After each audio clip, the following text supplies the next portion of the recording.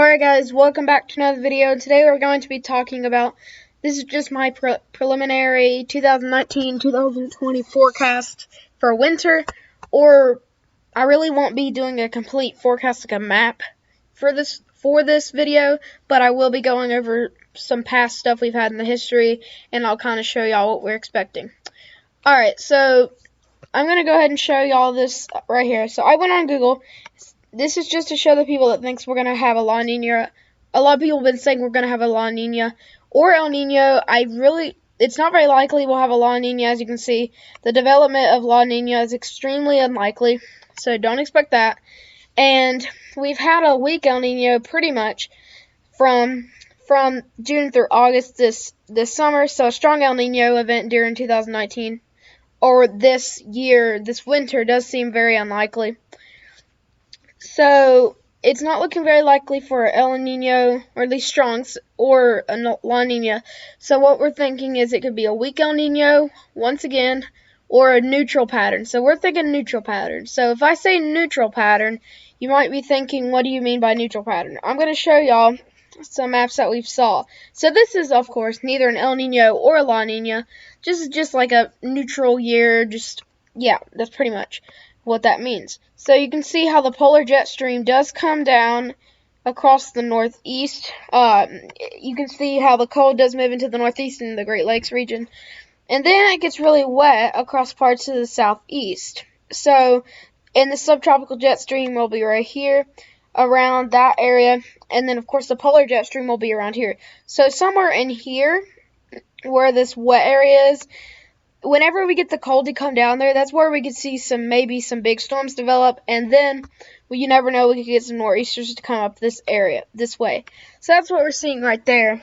So potential for some big storms in some of these areas, especially in the cold area, and whenever the cold dips down into these wet, where it says wet, some parts of it, we could be seeing a big nor'easter. So whenever you say big nor'easter, that doesn't all usually mean snow.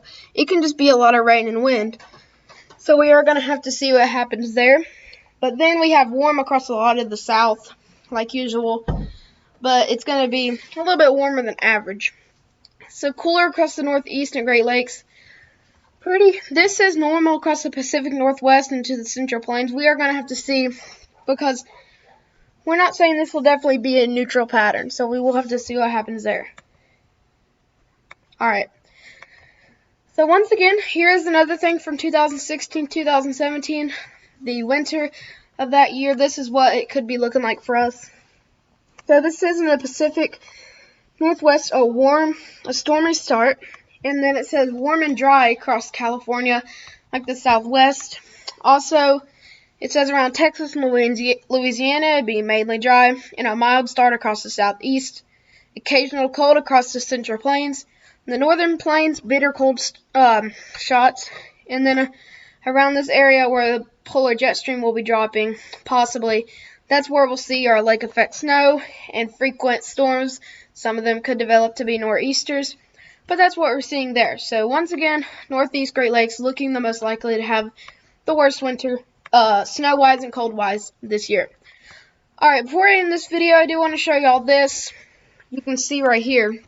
This was 2017 January, so this was the winter of 2017. I'm just going to take this month out of it, and you can see it is. So you can see we did have a neutral pattern. So as you can see right here, we had the neutral right here in the green. That's what the models were predicting. You can see those were the highest chances. We had really high chances, and we did end up getting a neutral pattern.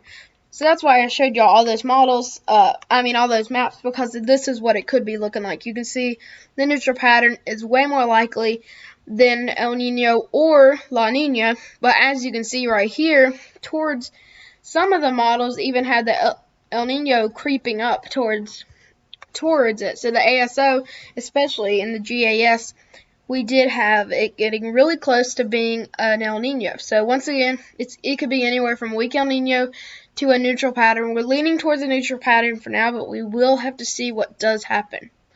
Alright guys, I do hope y'all enjoyed this video. I just wanted to show y'all this because It's really interesting. I'll have a lot of winter forecasts because I just love predicting the weather in winter.